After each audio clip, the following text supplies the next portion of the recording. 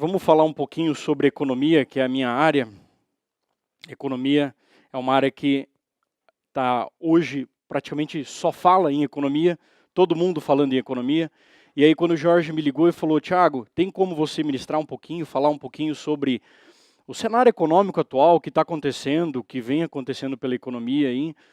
Eu falei, bom, tem, mas se você ligar o jornal, você já fica inteirado de tudo que está acontecendo. Então, eu vou tentar fugir um pouco do que tem no jornal, fugir um pouco do que a gente vê todos os dias e que a gente está cansado de ver. Eu vou tentar fugir um pouco dessa linha de raciocínio e tentar explicar o porquê que nós estamos vendo tudo isso. O Jorge me conhece já há bastante tempo e há bastante tempo eu venho dizendo que a economia vai entrar num colapso. Há mais de 5 anos atrás eu ministrei uma palestra na Associação Comercial e falei, se preparem, a economia vai entrar num colapso. Mas isso já dava para ser visto, muitos economistas já estavam vendo isso, mas a maior massa da população não conseguia enxergar isso, porque a gente estava no auge do crescimento econômico. Mas aí, de repente, eu escrevo um título da palestra que até o Jorge, a hora que chegou, ele falou assim, cara, gostei do título, O Fracasso da Economia de Sucesso. Poxa, a economia brasileira, sem sombra de dúvida, todos vocês concordam comigo, é uma economia de sucesso. Não tem o que dizer sobre a economia brasileira. Ela é uma economia de sucesso, mas ela está sendo fracassada. Eu deveria mudar um pouco esse título, porque ele está focado para gestores. Vocês, querendo ou não, são gestores de RH. E esse título, economia, ele não é um título que agrada as pessoas de RH. As pessoas de RH, de modo geral, era para essa sala estar cheia. Mas, de modo geral, esse nome não... Economia não é para mim. Se, de repente, eu falasse o reflexo do emprego, da empregabilidade na economia, estaria cheio. Mas, enfim, eu vou falar sobre emprego hoje. Para quem não veio, infelizmente, depois assiste a palestra gravada, eu vou falar sobre emprego. A economia reflete no nível de geração de emprego, no crescimento das empresas, na saúde financeira de cada um de vocês. Enfim, o nosso crescimento pessoal é baseado na economia. Pessoal, para a gente discorrer um pouquinho sobre economia, a hora que eu vi esse quadro aqui eu adorei, porque eu gosto de explicar como professor. Apesar de ser palestrante, apesar de palestrar bastante, eu gosto de explicar como se eu estivesse dando uma aula. Vocês vão entender melhor, vai ser mais gostoso essa palestra. Bom, começando a palestra propriamente dita, primeira coisa, a gente precisa entender o que é economia. Se a gente pegar o conceito de economia, só o conceito simples e puro, eu citei na palestra passada que eu fiz na BRH, o conceito é mais ou menos assim. Economia é a ciência social que estuda como um indivíduo e a sociedade decidem empregar os recursos escassos na produção de bens e serviços, de modo a satisfazer as necessidades humanas. Bom, vamos traduzir tudo isso, ficou chato. Economia é a ciência social que estuda como um indivíduo decide usar os recursos escassos, como ele emprega o dinheiro dele na decisão econômica do dia a dia e o porquê das coisas. Para a gente entender melhor isso, nós precisamos entender um conceito de Estado interessante. O Estado deve suprir os recursos necessários para a sobrevivência humana. Atenção, o Estado deve suprir as necessidades básicas para nós sobrevivermos. Desse modo, se a gente pegar esse conceito, o Estado ele não deveria fazer tudo, como ele faz no Brasil. Mas aí a gente entra numa discussão extremamente grande, onde Aristóteles e Platão discutiam se tudo deve ser do Estado ou se as coisas poderiam ser privadas.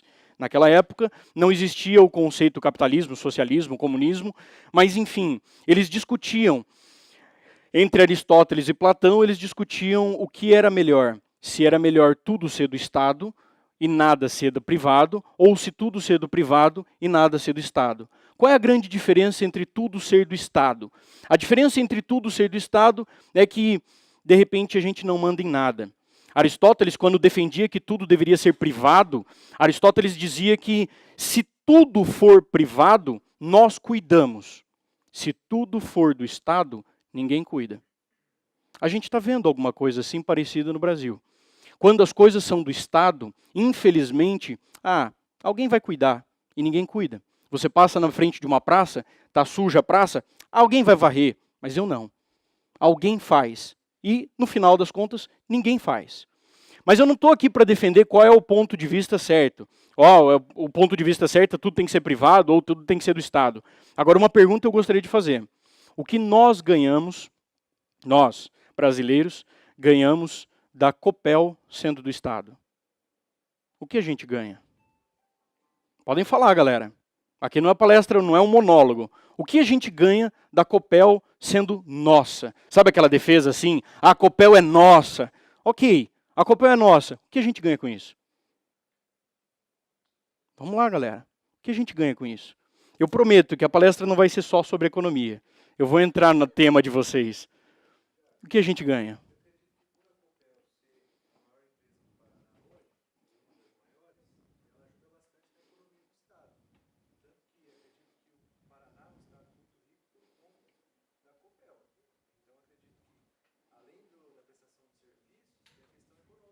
Maravilha. Show de bola. Teu pensamento está perfeito. Gosto de pensamentos assim. Poxa, o que a gente ganha com a Copel sendo do Estado? Ganha o retorno que o próprio Estado tem. Ele investe numa empresa, a empresa gera renda, nós pagamos para ter o serviço, e essa renda volta para o Estado. Ótimo, show de bola. O que a gente ganha dos Correios sendo nosso? Claro, por favor.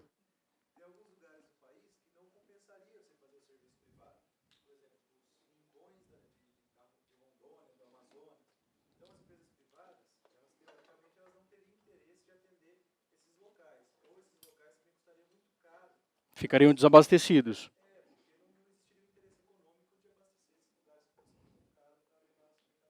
Maravilha.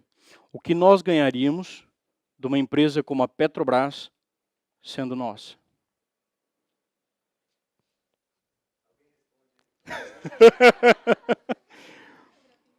Pessoal, eu comecei a fazer essas perguntas, você está na linha de raciocínio perfeita. A linha de raciocínio é, quando a empresa é do Estado, ela gera benefício social. Isso é ótimo. Nós precisamos pensar no lado social. E, de repente, quando a gente pensa numa empresa, eu vou citar um nome de uma empresa que ela está numa economia, não é propaganda da empresa, mas ela está numa economia um pouco acima de uma economia capitalista. É uma empresa chamada Sicoob. Não só Sicoob, Uniprime, Sicredi, cooperativas de crédito. As cooperativas de crédito elas estão num patamar acima um pouco do capitalismo. Qual é a diferença de um socialismo para um capitalismo? O socialismo tudo é social, nada é do privado, tudo pertence a todos.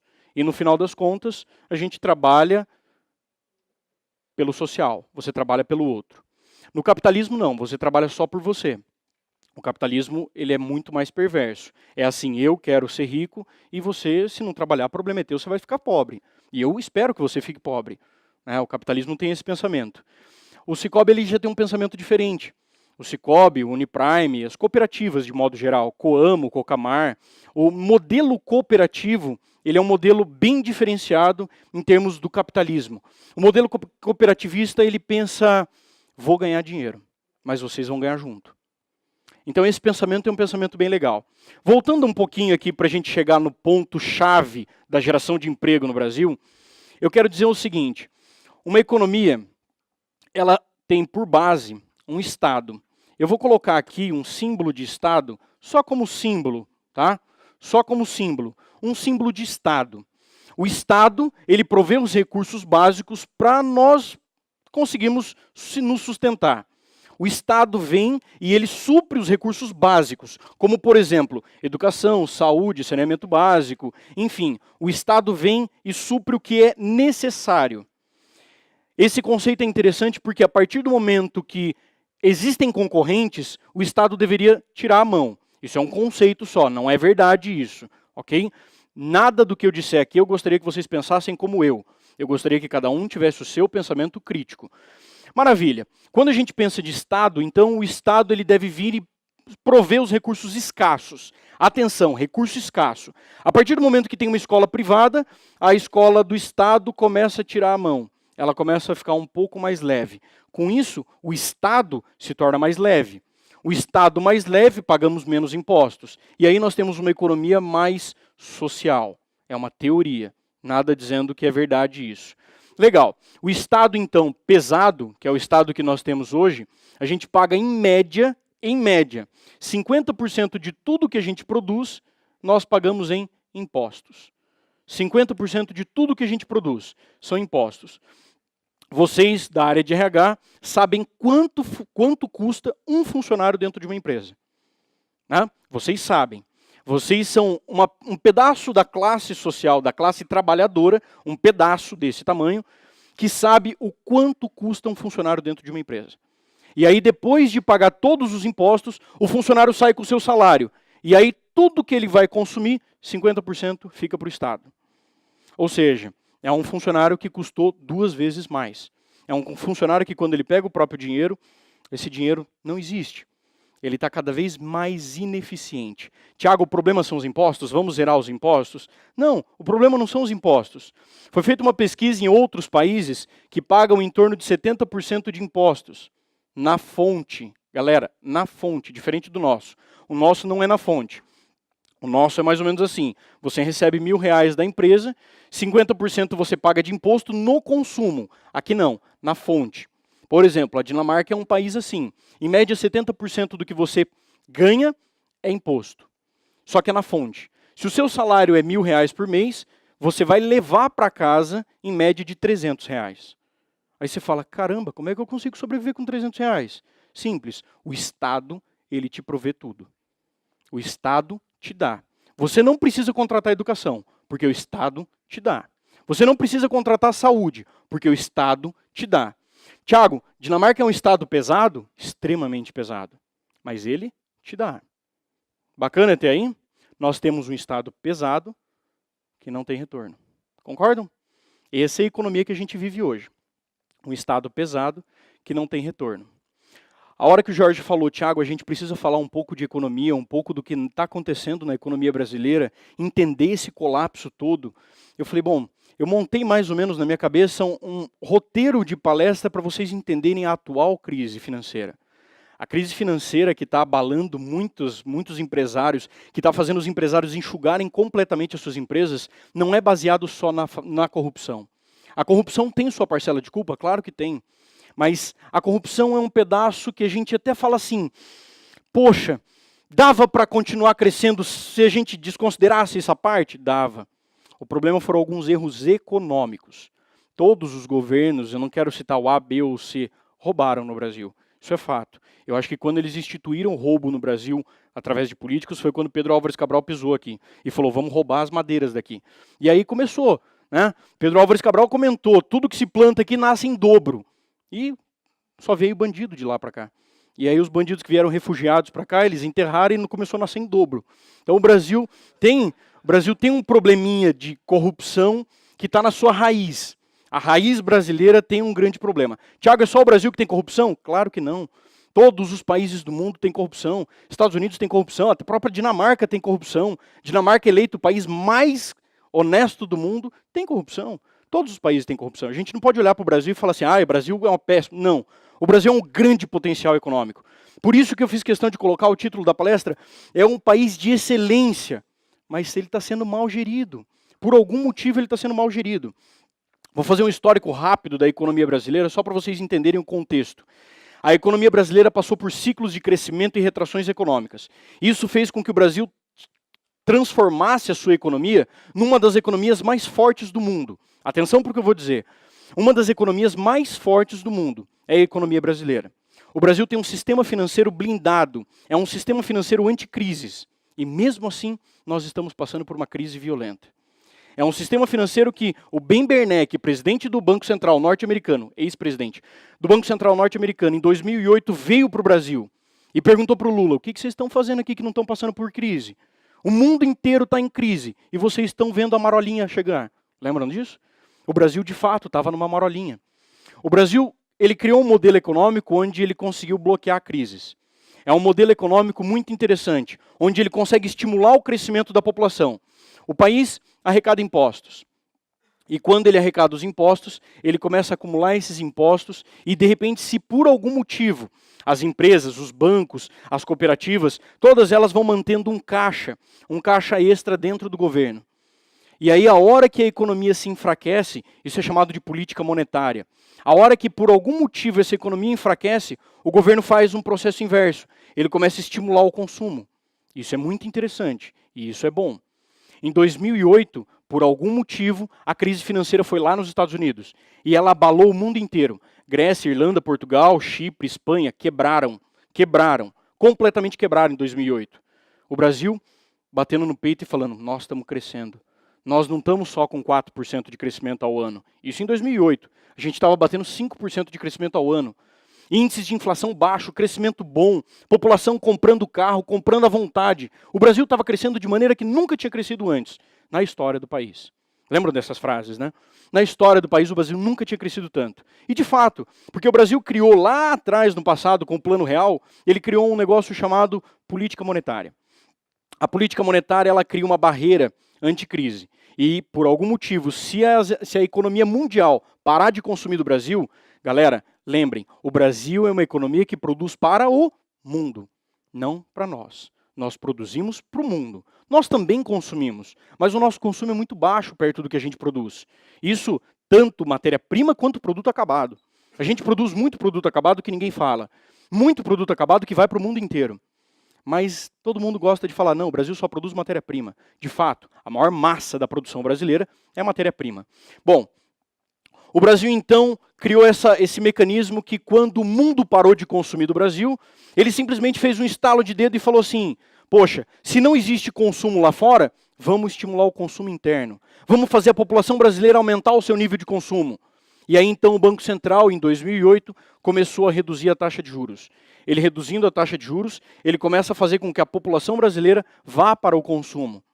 A população brasileira começa a ir mais para o consumo. E aí o Banco Central tem mais 4 ferramentas que eu não vou citar agora, que senão vai dar um nó na cabeça de vocês, não é o objetivo. E aí o Brasil começa a estimular o consumo. E o brasileiro cresce pra caramba em 2008. Quando a gente fala, vocês podem pegar qualquer pessoa brasileira e falar, 2008, o que aconteceu? Não vão lembrar. Ninguém lembra o que aconteceu em 2008. Vai para os Estados Unidos e fala, o que aconteceu em 2008? Nossa, 2008 eu quase morri. 2008 teve gente que se matou. O mundo inteiro tem trauma de 2008. O brasileiro não lembra, porque nós crescemos. 2009 é a mesma coisa. 2010 é a mesma coisa. Onde está o deslize brasileiro? Galera, atenção. O Brasil, por algum motivo, comparem o Brasil com uma corrida de Fórmula 1. Por algum motivo, o Brasil é um carro que sempre está atrás. E o mundo é o outro carro que está na frente. Esse mundo está indo disparado na frente e, de repente, por algum motivo, o motor do mundo parou. O motor do mundo pifou, que é a economia americana. O motor do mundo deu um problema. O motor do Brasil, bom, começou a acelerar. E o Brasil disparou na frente do mundo. O Brasil disparou e foi muito além do mundo. O Brasil estava tendo uma receita que nenhum outro país no mundo tinha. Maravilha. De repente chegamos em 2010. Aonde está o erro do Brasil? Nós tínhamos uma curva aqui na frente, chamada inflação. A inflação, galera, é o maior vilão de uma economia. A inflação, ela é mais ou menos assim. Imaginem que aqui nós temos uma cesta de produtos e serviços. Imaginem, uma cesta.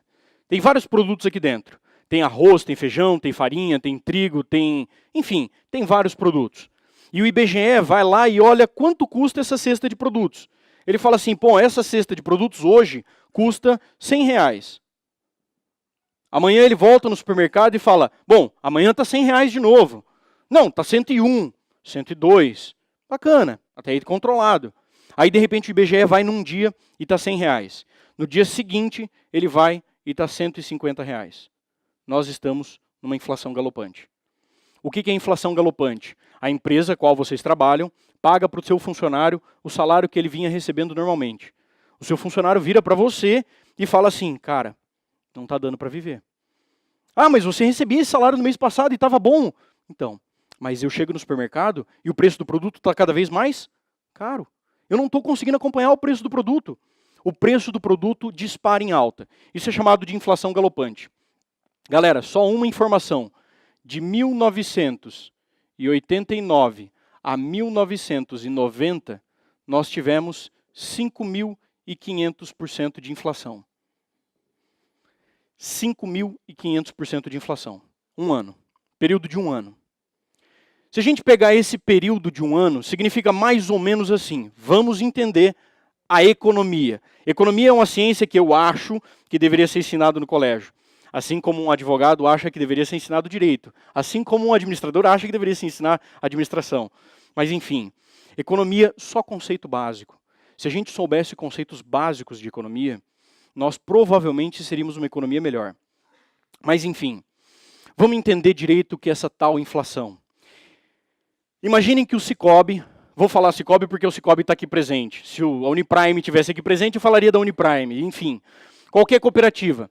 Um banco chega para vocês e fala assim, um banco ou uma cooperativa fala assim, cara, nós estamos com uma mega promoção. Você pode fazer um financiamento do seu carro, o seu caminhão ou a sua casa com juros zero.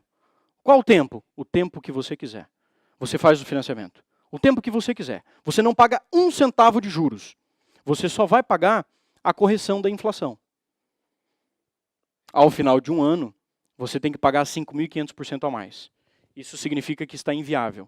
Significa que você nunca mais vai pagar a sua dívida. Entenderam o que acontece na economia? E isso aconteceu de fato no Brasil.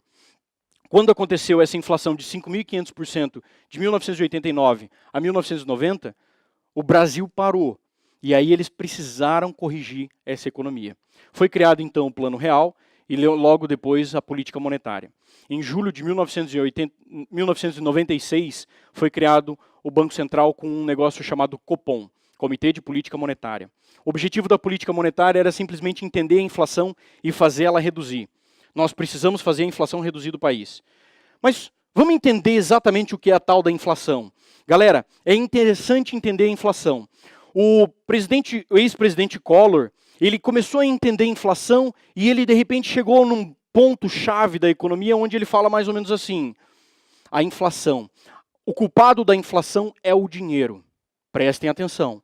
O que faz o preço das coisas subirem? Consumo. Se as pessoas pararem de consumir, o que os empresários precisam fazer para vender? Baixar o preço. Concordam? Olha a ideia brilhante. Não vamos julgar se certo ou errado. Mas olha a ideia brilhante da época. A gente tira o dinheiro de circulação, ninguém mais tem dinheiro. Se ninguém mais tiver dinheiro, o preço dos produtos cai. Concordam? E depois, aos poucos, a gente devolve o dinheiro para o povo. O povo, com pouco dinheiro, começa a voltar para o consumo. E a inflação, nós, governos, conseguimos controlar. Galera, entenderam a teoria? Maravilha. Só ficou na teoria. Na prática, isso não funciona. O Collor, de fato, tirou o dinheiro de circulação da moeda. A hora que ele tira o dinheiro de circulação da economia, acontece o inverso. A inflação, ao invés de controlar, ela dispara. Ué, Thiago, mas na teoria estava tão claro, se não tem dinheiro, o consumo cai, se o consumo cai, o preço cai. É muito claro, é muito óbvio, mas não funciona assim na prática. A hora que a gente tira o dinheiro de circulação da economia, você tem R$1.000 em casa, você deposita no banco? Não, porque se depositar no banco, o que o Collor vai fazer? Vai tirar. Então você não deposita no banco. Você fala assim, eu tenho R$1.000, mas R$1.000 serve para quê? Sendo que eu não posso depositar no banco, sendo que eu não posso guardar. Então eu quero trocar R$1.000 por qualquer coisa. Eu preciso trocar esse dinheiro imediatamente. E aí então você encontra um cara que tem um Fusca velho. E aí você vira para o cara do Fusca velho e fala assim, cara, pelo amor de Deus, eu te dou os R$1.000, você me dá o Fusca. Ele olha para você e fala, cara, o Fusca valia R$1.000. Mas o que eu vou fazer com R$1.000? Concordam? O que eu vou fazer com R$1.000? Eu não quero R$1.000. Não vale a pena para mim ter dinheiro. Eu prefiro ter o Fusca. Porque o Fusca eu consigo trocar por comida, se eu precisar. Conseguiram entender a lógica? Olha a situação econômica que o Brasil chegou. Galera, a sucessão de crises que o Brasil teve fez com que o Brasil aprendesse melhor. Vou fazer uma pequena interrupção nesse ponto para falar uma coisa, uma teoria para vocês interessante. Alguém já ouviu falar da teoria do andador? As crianças que aprenderam a andar de andador geralmente têm cicatrizes no rosto. Nunca ouviram falar isso? É uma teoria interessante. As crianças que aprenderam, sabe aqueles andadores que ficam em volta da criancinha, ela vai aprendendo a andar no andador? As crianças que aprenderam a andar de andador geralmente têm cicatrizes no rosto. Mas o que significa isso? Ela pulou uma fase da vida. A fase de engatinhar. A fase de engatinhar é colocar a mão na frente do rosto. E quando ela pula essa fase, a hora que ela cai, ela não coloca a mão na frente do rosto. E ela tem cicatrizes no rosto. Olha que teoria interessante. O que o Brasil fez? Ele passou todas as fases de sofrimento. O Brasil passou por todas as crises. E aí ele foi criando sistemas blindados. Sistemas blindados. Entenderam? Maravilha. Voltando aqui na economia, um pedaço da economia onde a gente teve problema financeiro, a inflação alta, o Collor tirou o dinheiro de circulação e de repente o cara do Fusca fala, eu não vou vender o Fusca para você por R$1.000. E aí você desesperado fala assim, ok, eu te dou 2.000 pelo Fusca. O cara fala, cara, 2.000 não vale a pena, o que eu vou fazer com R$2.000? Eu prefiro ter o Fusca, porque o Fusca eu ainda troco por comida. E aí você fala, aí você vira para o cara do Fusca e fala assim, tá bom, eu te dou R$5.000 pelo Fusca. Ele fala, cara, desculpa, eu prefiro ter o Fusca porque o Fusca eu troco por comida.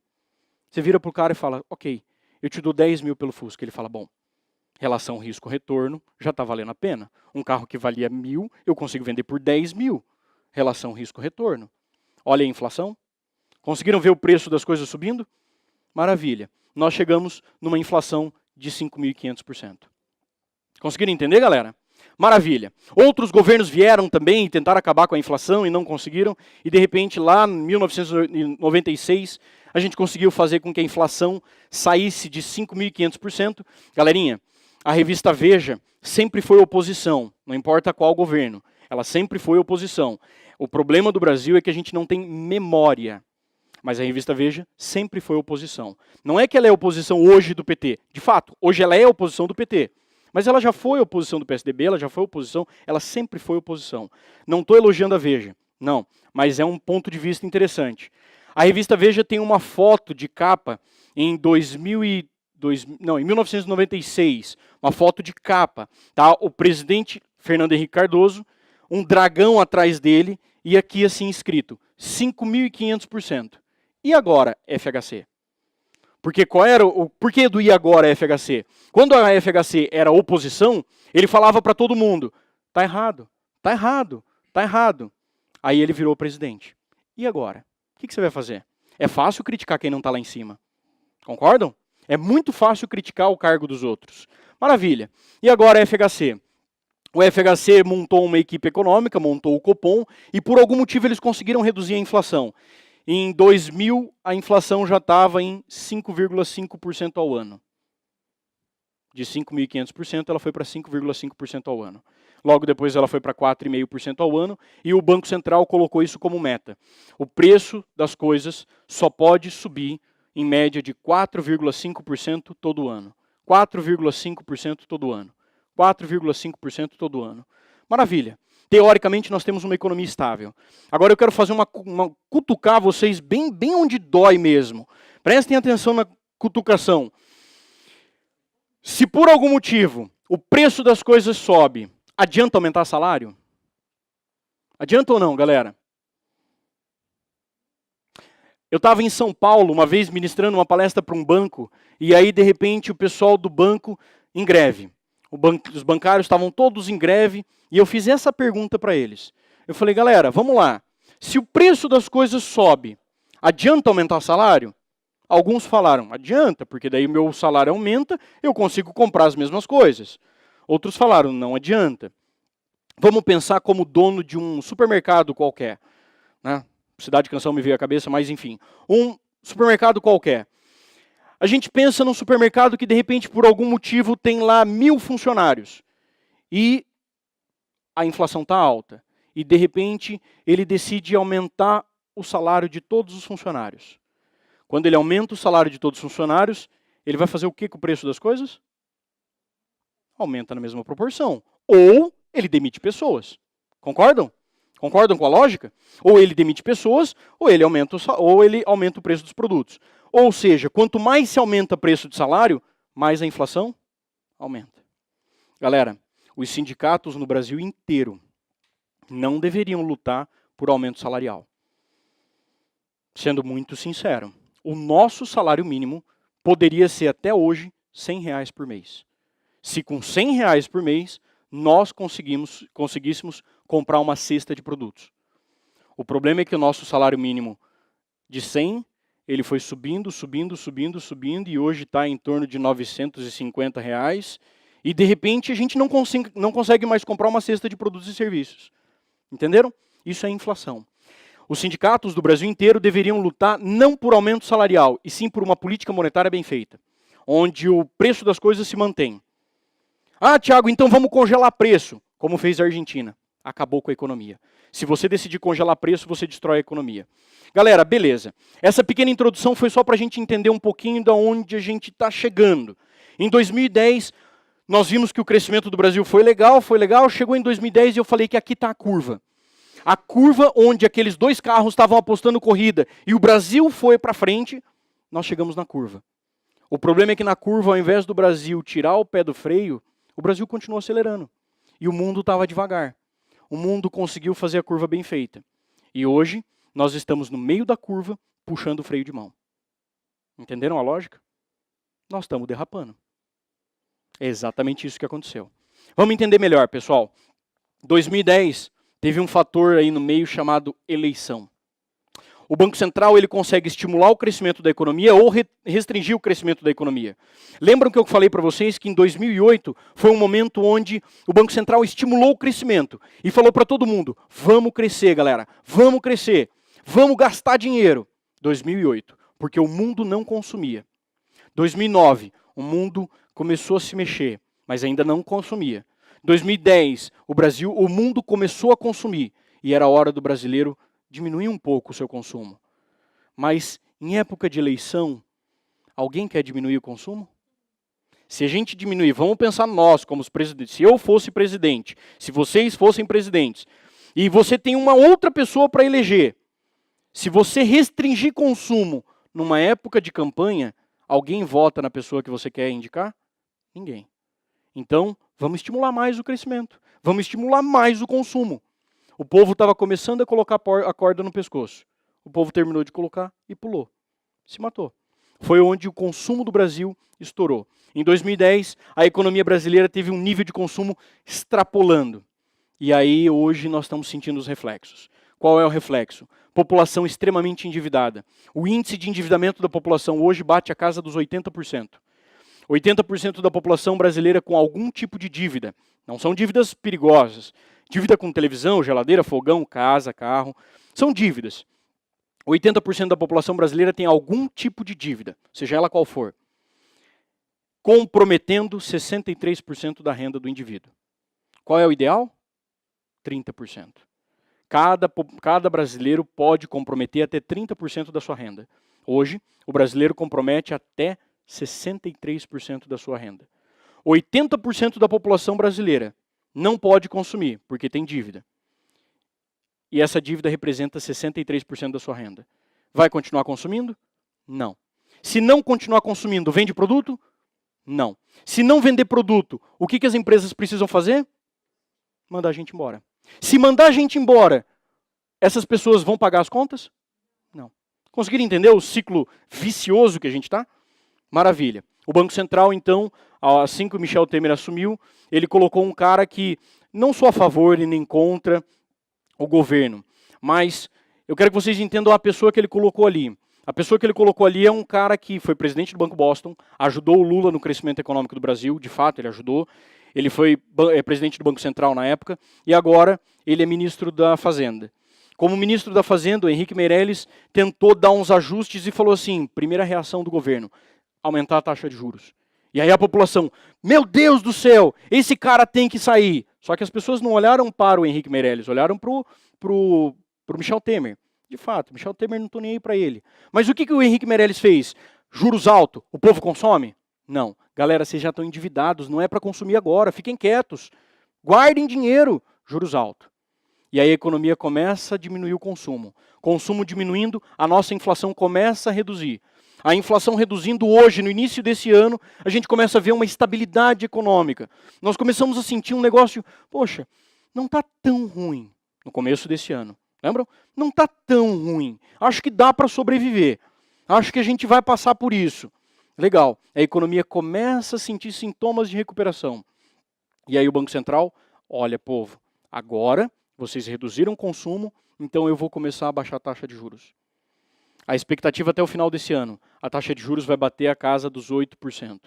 Maravilha! Juros baixos para a economia brasileira. Nós estamos começando a entrar nos trilhos. Legal. Infelizmente, o Michel Temer, culpado ou não, se ele for culpado, eu torço muito para que ele vá para a cadeia. Assim como se o Lula for culpado, eu não sei se tem dúvida mais, mas enfim, se ele for culpado, que ele vá para a cadeia. Quem for culpado tem que ir para a cadeia. O Brasil só vai ter salvação o dia que tiverem um sentimento de existe justiça. O Brasil só vai dar certo o dia que o sentimento do brasileiro for assim, existe punição. Tem gente que fala assim, Thiago, faltam leis no Brasil. Não faltam leis. Falta punição. Falta executar as leis que existem. Mas maravilha. Nas delações premiadas aí a gente está vendo bastante coisa sobre legislação. E aí, o que acontece hoje na economia é onde a economia estava recuperando o fôlego, o empresário começando a sentir confiança, o índice de confiabilidade medido pela FGV, olha que interessante, nós estamos na FGV falando sobre o índice de confiança do empresário brasileiro aumentou, foi o maior dos últimos tempos, no mês de maio. Só que, de repente, por um deslize, o Michel Temer aparece em escândalo de corrupção. Galera, eu vou repetir. Se ele for culpado, que seja preso. Mas não era hora de acontecer tudo isso. Era hora do Brasil retomar o crescimento, fazer as reformas necessárias que precisam ser feitas. Galera, atenção. Reformas é um ponto que eu quero fechar a palestra de hoje falando sobre as reformas. Precisam ser feitas reformas, mas, de repente, na hora errada, solta uma bomba. O que o empresário faz? Opa, não é hora de investir. Não é hora de contratar. Não é hora de fazer mais nada. Vamos segurar por mais um tempo. E aí a economia dá mais uma patinada. O mundo inteiro que mantém dinheiro no Brasil, opa, vamos tirar dinheiro do Brasil. Vou fazer uma comparação bem interessante, galera. Há pouco tempo atrás, eu e minha noiva decidimos ir para o Paraguai.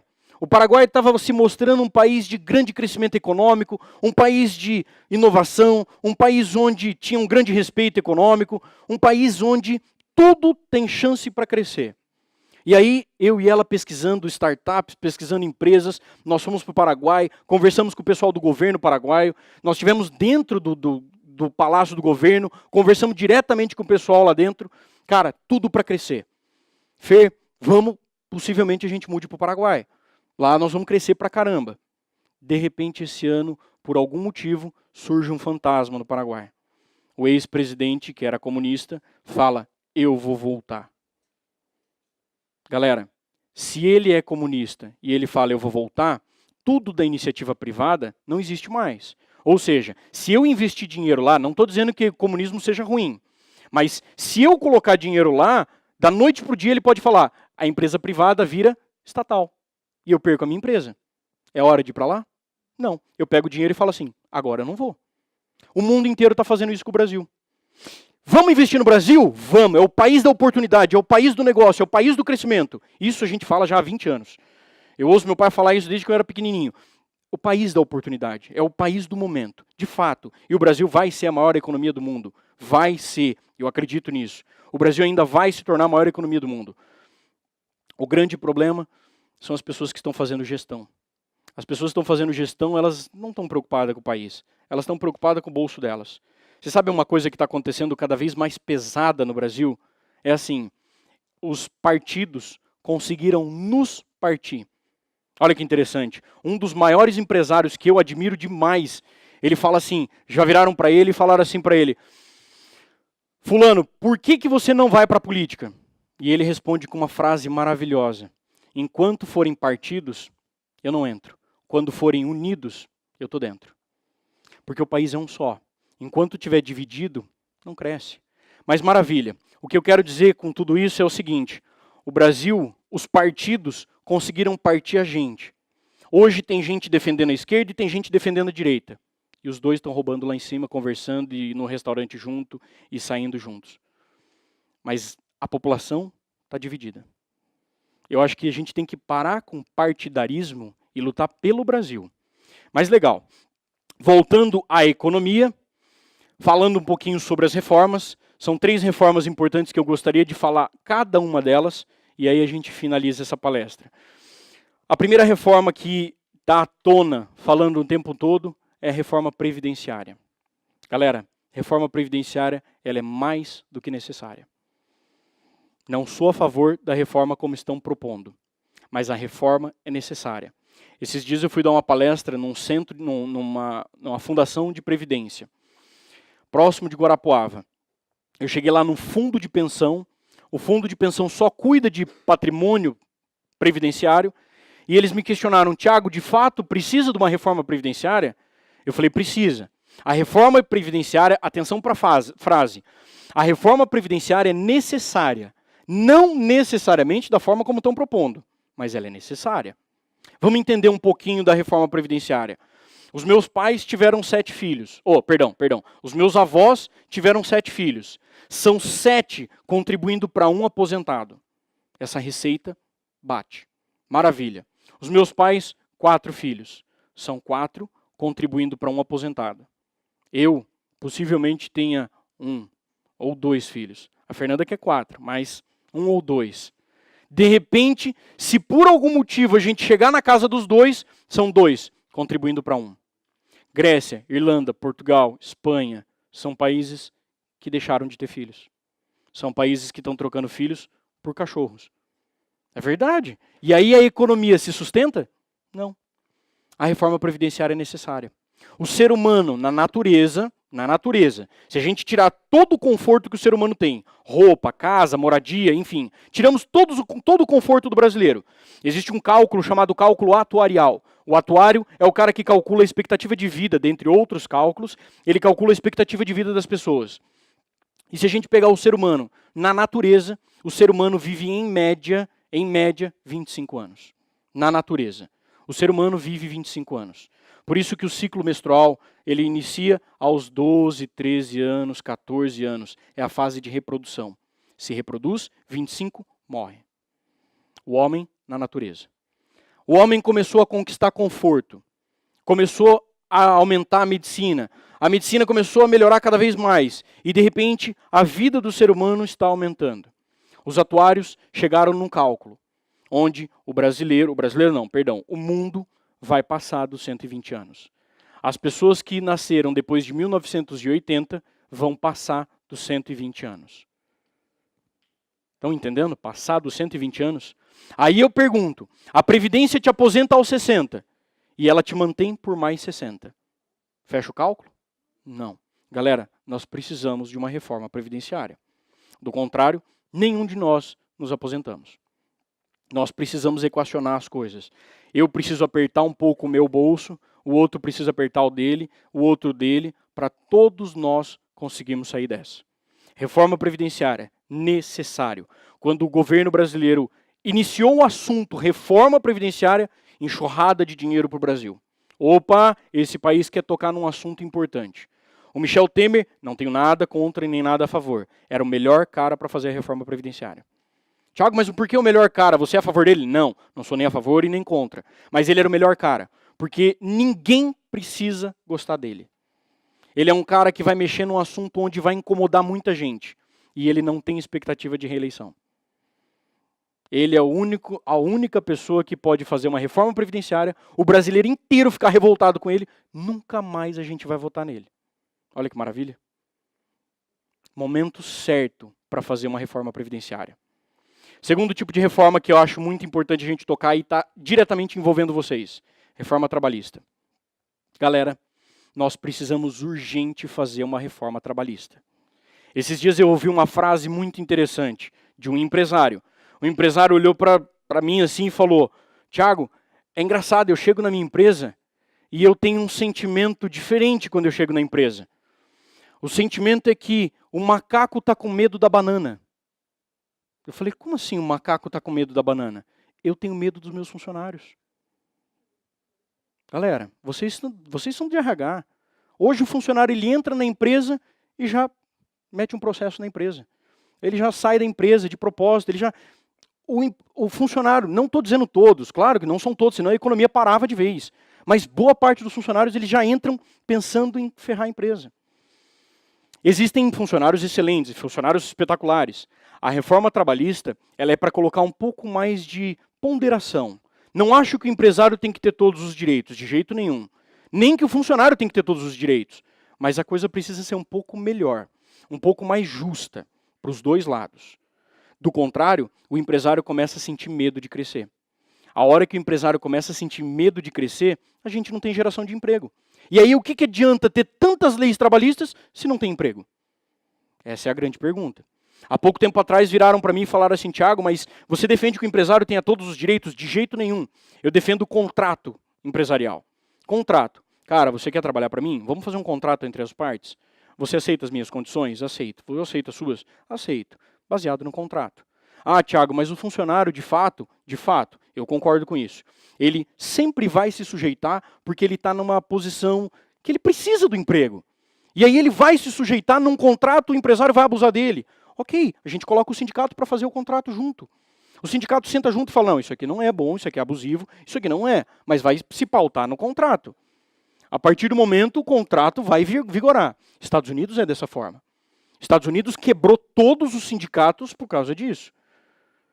O sindicato tem um papel importante, não sou a favor de tirar os sindicatos do Brasil, mas que o sindicato pode ser um intermediador num contrato empresarial, nós precisamos. Isso é importante. A razão de tudo isso, pessoal, é que os empresários não querem mais contratar pessoas. Vocês sabem disso. Vocês estão na linha de frente do RH. A hora que você fala assim, meu, o setor está necessitando um funcionário, está desfalcado. Não contrata agora. Não contrata, porque eu não sei o que vai acontecer. Eu não sei se esse empresário vai lá e vai me ferrar, esse funcionário. E se me ferrar, eu quebro, e aí eu... Pronto. Nós precisamos de uma coisa um pouco mais justa. Claro que a gente precisa aprofundar muito. Não estou falando que essa reforma que eles estão propondo é a certa. Nós precisamos estudar a reforma trabalhista. A terceira reforma que eu quero comentar com vocês, e eu quero que vocês saiam daqui com uma pulga atrás da orelha, é sobre a reforma tributária. A reforma tributária, ela é mais do que urgente no país. Mais do que urgente. Todos vocês concordam que a gente paga muitos impostos. Concordam? Todos concordam. Nós pagamos muitos impostos. Esses impostos estão nos matando e aí vai. Mas o país precisa de imposto, senão o país não se sustenta. Então é necessário ter imposto. Bom, maravilha. Eu vou fazer uma pergunta bastante interessante para vocês sobre imposto. Vocês acham que, para a gente trazer uma situação mais economicamente viável para o povo, mais igualitária para o povo, vocês concordam que nós devemos tributar alta renda? Todas as pessoas que ganham acima de um valor X devem pagar mais impostos. Multimilionários devem pagar mais impostos. Taxar alta renda. Os Estados Unidos defendem isso. Inclusive, um dos economistas que defende isso, não é nem economista, é um investidor, um mega investidor, bilionário, chamado George Soros. Ele fala, se os Estados Unidos não tributar grandes fortunas, os Estados Unidos quebram. E isso porque ele é grande fortuna. Ele está falando que tem que tributar ele. Mas, vamos lá. O que vocês acham? Acham que as grandes fortunas no país devem ser tributadas de forma diferente? Mais do que o normal? Imaginem que, vamos lá, colocar números. Para todo mundo que tem até R$1 milhão no banco, nós vamos cobrar 10% de imposto de renda. Para quem tem mais de R$1 milhão no banco, nós vamos cobrar 15% de imposto de renda. Só exemplos. E, de repente, para quem tem mais de 10 milhões no banco, nós vamos cobrar 20% de imposto. Alguém acha isso certo? É uma pergunta, tá, pessoal? Isso aqui não existe estudo nenhum sobre isso ainda. É uma coisa da minha cabeça que eu estou tentando criar um conceito que eu nunca vi ainda. Alguém acha certo? Tributar grande fortuna. Quanto mais dinheiro o cara tem, maior é o imposto dele. Não é proporcionalidade, porque na proporcionalidade, um cara que tem 1 milhão, pagar 10%, beleza. Tem 10 milhões, 10%, beleza, vai pagar mais. Mas é aumentar o imposto para quem ganha mais. Alguém acha isso certo? Alguns economistas defendem essa estratégia. Eu digo o seguinte, quando vocês vão numa livraria e compram uma caneta, você paga R$1 pela caneta. Aí você chega na mesma livraria e fala assim, eu não quero uma caneta, eu quero 1000 canetas. Na unidade, você vai pagar mais ou pagar menos? Menos. Se os impostos fossem assim, ninguém ia querer ser pequeno. Vamos inverter essa pirâmide. Você ganha pouco, você vai pagar 20%. Se você começar a ganhar mais, você vai pagar 15%.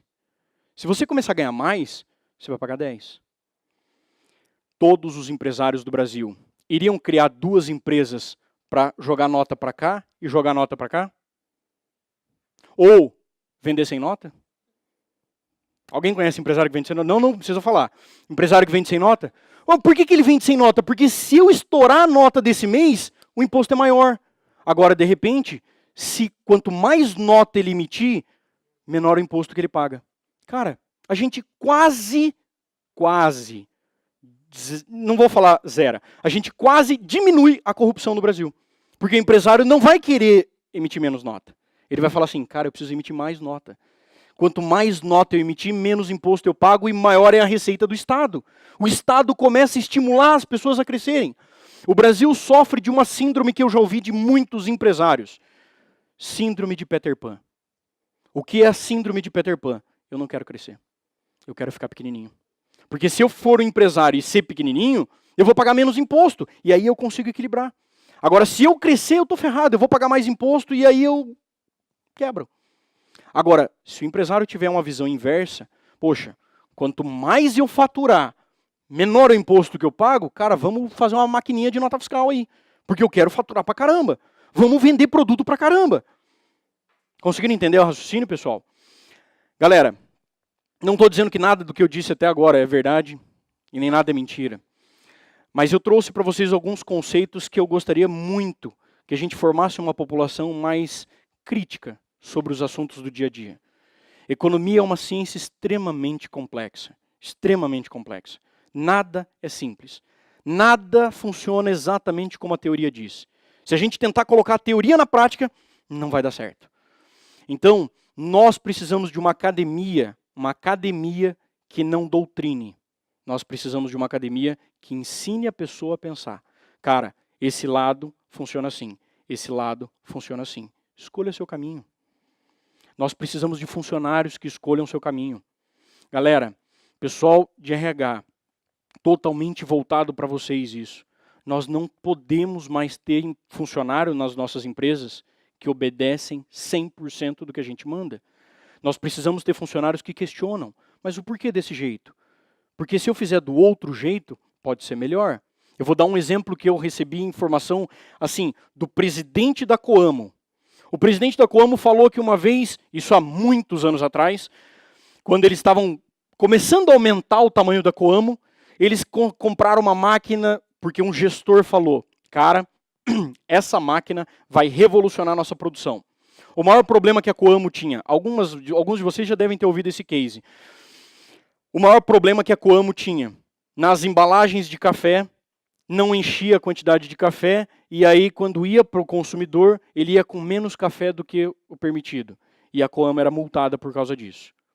E aí então um gestor descobriu que tinha uma máquina lá nos Estados Unidos, na Europa, sei lá, tinha uma máquina muito fera, que a máquina pesava o café, e se por algum motivo tivesse menos do que o permitido, ele já empurrava. Era uma engenhoca gigantesca que ocupava todo esse pedaço aqui, que de repente pesava e ela empurrava o produto para o lado.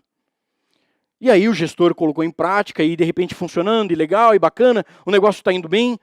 Por algum motivo, o presidente da Coamo, decidiu dar uma passadinha pelos setores.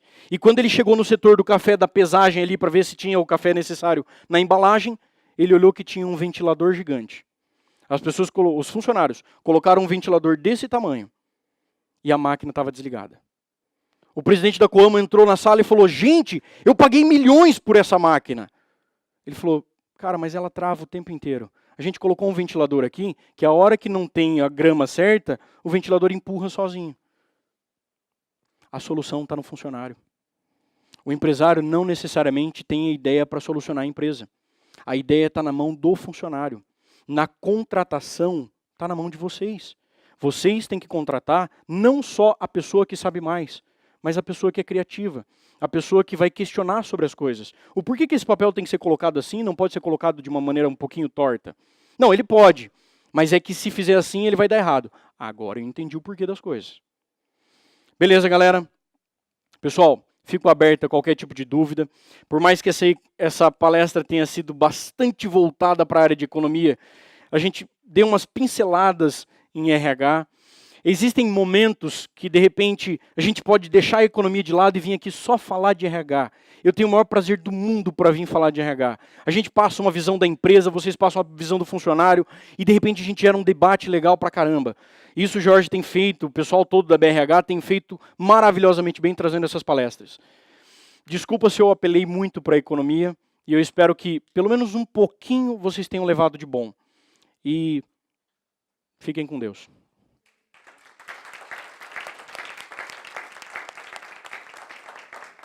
Nós vivemos nessa crise a tempestade perfeita, porque é o momento das empresas revisarem seus processos, tanto produtivos como de gestão de pessoas, desenvolver melhor os seus produtos.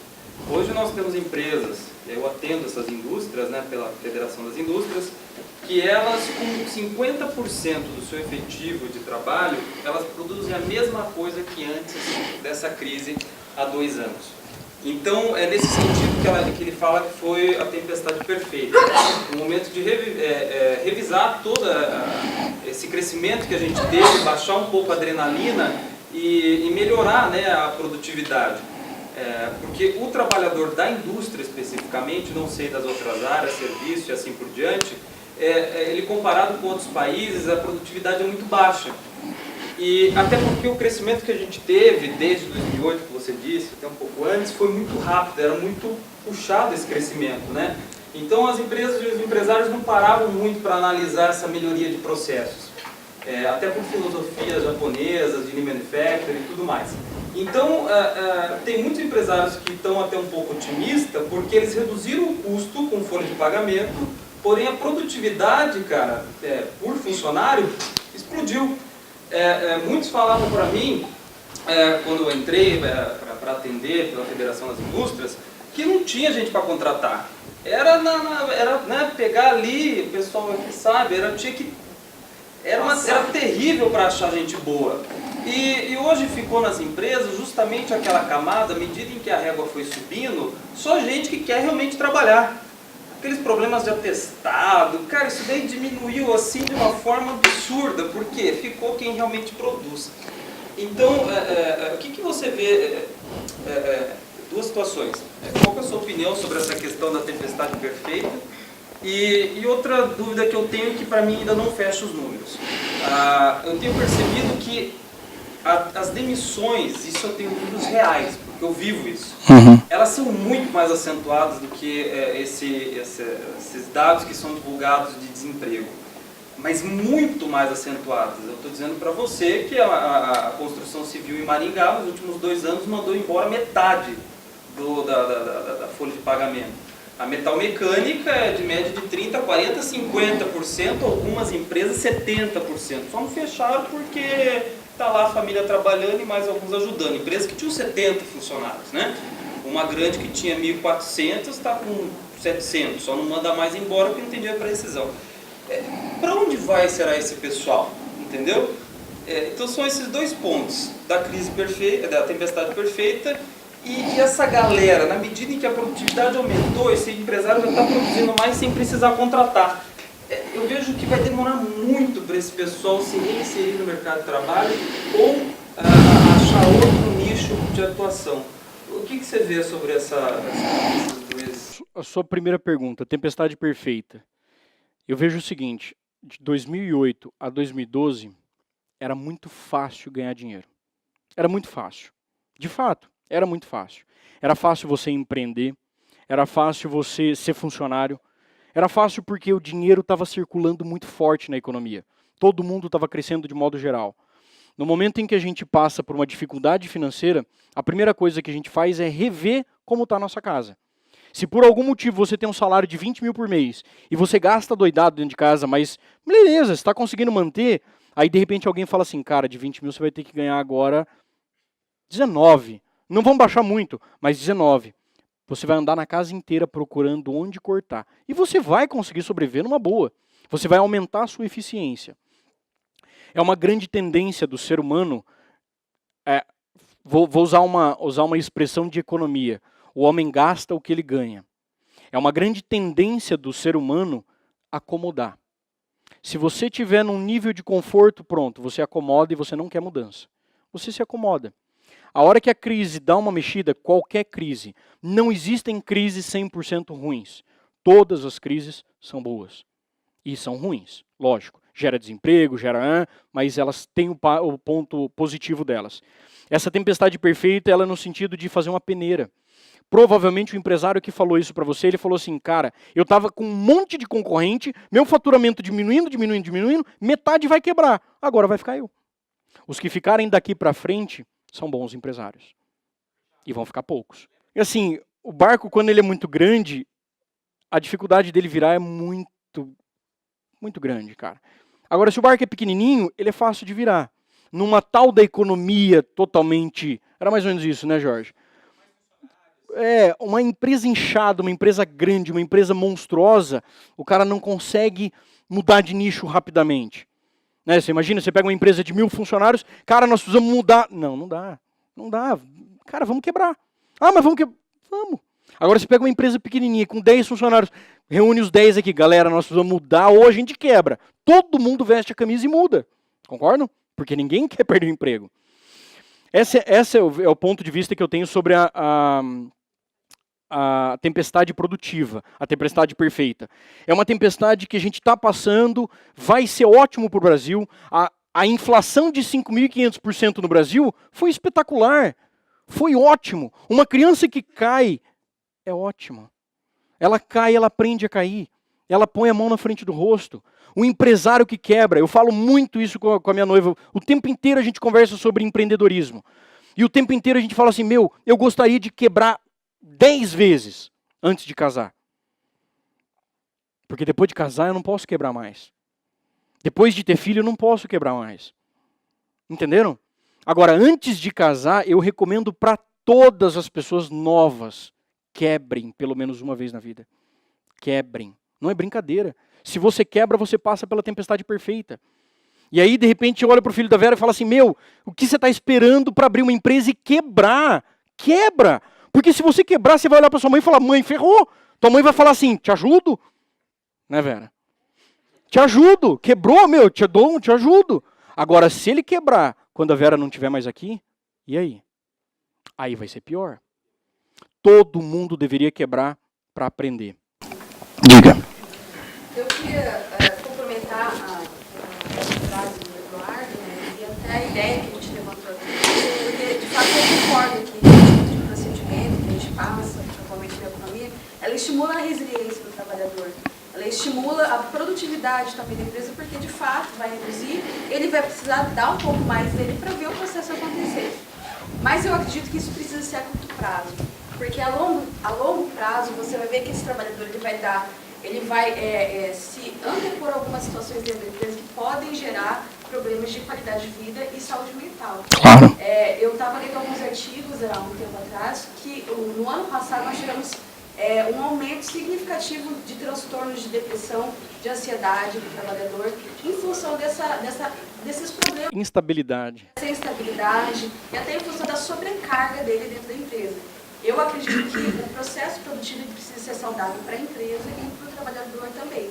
Porque senão, mais para frente, os atestados eles vão passar a ser não forjados, mas lógico, atestados reais. Isso é um problema grave. Psicológicos que vão gerando e também, mais para frente, ocasionar problemas para o Brasil também. Porque essa pessoa se tornar improdutiva a um longo prazo. 5 anos, 10. Antes de responder a sua segunda pergunta, complementando, porque não é nenhuma pergunta, é uma colocação muito bem colocada. De fato, o Brasil precisa recuperar rápido. Mas como que a gente faz com que os funcionários não sintam tanto? Com que os funcionários não sejam tão sobrecarregados? Se o empresário, por algum motivo, tiver um pouco mais folgado. Mas como que o empresário vai estar folgado se nós não temos um governo que dá estabilidade? Galera, nós não precisamos de uma economia perfeita. Nós não precisamos do político perfeito. Mas nós precisamos de credibilidade. O que acontece hoje no Brasil é uma falta de confiança. O empresário sonega, o empresário rouba, porque acha que o governo rouba. O governo rouba porque acha que o empresário rouba. Pronto. Nós temos a economia imperfeita, né? Você começou, coincidentemente, com uma pergunta sobre a Copel. Interessante. E tem um aspecto que eu até comentei com ele aqui agora, que, ao meu ver, pode ser um gatilho de uma arma perigosa na mão de um cego. a terceirização, que vai levar à quarteirização, que vai levar, consequentemente, a um turnover enorme, que vai levar a uma provável depreciação do produto e do serviço, que poderá trazer consequências drásticas à economia, que é inevitável, que está aí, que foi sancionado agora e comprovado. No seu ponto de vista, como vai ficar essa balança? Isso é uma coisa bastante complexa e complicada de lidar. A terceirização, o projeto do governo, em termos da terceirização, é regulamentar uma prática usual. Hoje, vocês estão nas empresas. Qual empresa não terceiriza alguma coisa? As empresas terceirizam. Só que ela está informal. Ela terceiriza porque é necessário terceirizar. Eu vou dar um exemplo. Eu concordo com você, com boa parte do que você falou, em termos de que a terceirização na mão de um cego pode ser um tiro na cabeça de uma pessoa errada. Isso é perigoso. A terceirização pode se tornar perigosa. Se a empresa terceirizar a sua essência, ela acabou. A empresa acabou. Foi aprovada, Sim, no caso da Copel, e que vai acontecer isso, tá? Mas isso a empresa tem que sentir. Por exemplo, vamos comparar com uma economia que não se compara de modo geral com o Brasil, porque é uma economia que está, em termos de economia, ela é mais perversa e está anos-luz à frente do Brasil. Os Estados Unidos ele é totalmente a favor da terceirização. Mas todo empresário que tenta terceirizar a sua essência, ele quebra. Ele não consegue sobreviver, porque ele terceirizou o que é dele.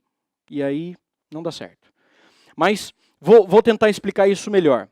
A Coca-Cola terceiriza toda a sua frota de veículos. Toda a sua frota de veículos.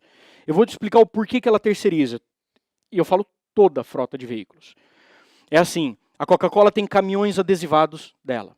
Quer dizer, não são dela, são terceirizados. Ela tem carros terceirizados. Dentro do cálculo econômico que a Coca-Cola faz, ela faz assim, bom, se eu pegar o dinheiro de um carro, mais imposto, mais, e investir na minha produção, o meu faturamento paga o aluguel e sobra. Mas ela deixou a essência com ela. Se a gente for para terceirizar a essência da empresa, a gente quebra. E aí pode ter certeza, o empresário vai quebrar, ele vai voltar. Opa! Nós teríamos uma grande massa da população desempregada, querendo trabalhar, e que vão tentar conseguir um CNPJ, conseguir uma oportunidade de ser esse qualificado para a empresa. Claro! Para prestar serviço para a Copel, para Coca-Cola. Ele vai ter um CNPJ só para não envolver uma trabalhista e aí vai. Que vai prestar um serviço de qualidade na atividade fim, que vai comprometer a qualidade e o respaldo da população. Isso é perigoso, isso é muito perigoso. Por isso que eu falo, eu concordo com boa parte do que você fala. Em termos da terceirização, eu sou a favor da terceirização, em alguns aspectos. Agora, se você terceirizar a sua atividade essencial, não vou dizer nem atividade fim, mas a tua atividade essencial, a sua essência, você quebra. Isso qualquer empresário. Se ele terceirizar o que ele mais tem de bom, ele vai quebrar. Por isso que grandes empresas, principalmente nos Estados Unidos, passaram por esse processo de quebra, passaram. E agora elas não quebram mais, porque elas não cometem o mesmo erro duas vezes. Mas o que elas fazem? Quando elas olham para a essência dela, elas falam assim, eu não posso terceirizar tudo.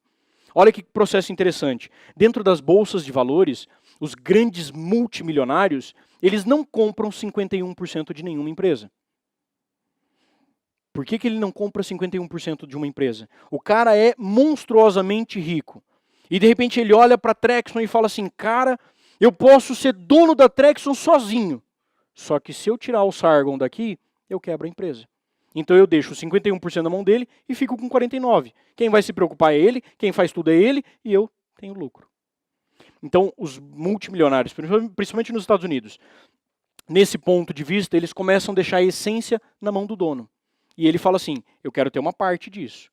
Na terceirização, nós vamos quebrar muitas empresas com esse processo da terceirização. Concordo com você, a terceirização ajudaria muito o Brasil se fosse feito de maneira certa, bem pensada. Eu, de novo, eu concordo muito com você, até uma parte. Como é que a gente vai fazer o plano perfeito se a gente não colocou em prática? A A Fernanda, volta e meia, a gente conversa muito sobre investimento, sobre economia e tal. E eu adoro porque, assim, é uma mulher que gosta de falar de economia, difícil. Ainda mais com o noivo, né? E aí, de repente, a Fernanda, às vezes, comenta algumas coisas e ela fala assim, vamos consertar o voo voando. Se a gente esperar o melhor modelo de avião para decolar, a gente nunca vai tirar ele do chão. Eu me preocupo com a terceirização errada, mas algumas empresas vão sofrer, vão quebrar, e aí elas, opa, isso aqui eu não posso, isso aqui eu posso.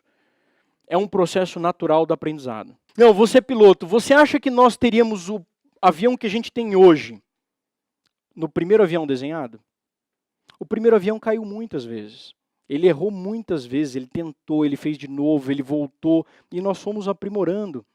Você é piloto, daqui 20 anos, nós vamos ter um avião que a gente vai olhar para trás e falar assim, meu, como aqueles loucos em 2017 andavam com aquela carroça? Lógico, vamos evitar o erro. Vamos evitar o erro, concordo com você.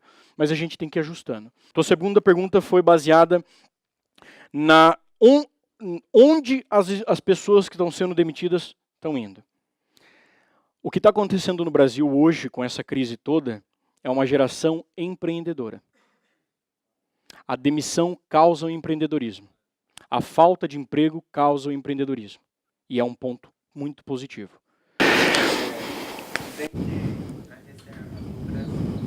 Eu ouvi, foi comentado meio por cima, assim, qual seria o destino do Brasil se a Dilma vendesse essa reserva?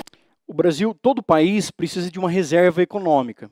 O porquê que ele precisa de uma reserva? Se por algum motivo o dólar começar a subir demais, ele vende esse dólar, tá? Ele vende esse dólar no mercado, até às vezes tendo prejuízo.